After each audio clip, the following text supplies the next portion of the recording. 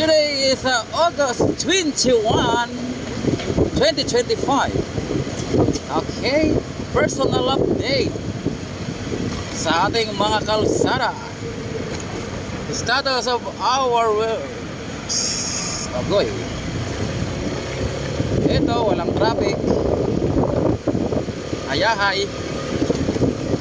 Quezon Avenue.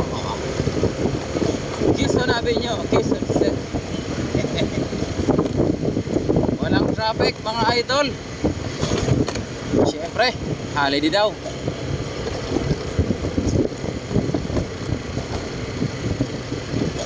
Sa mga TNBS, moto taxi at sa mga delivery apps,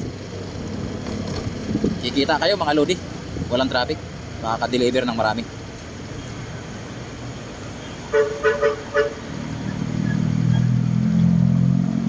Siyempre ganoon din sa mga moto taxi, kapag hatid kayo ng maraming pasahero kung meron na walang, sayang na mga oras.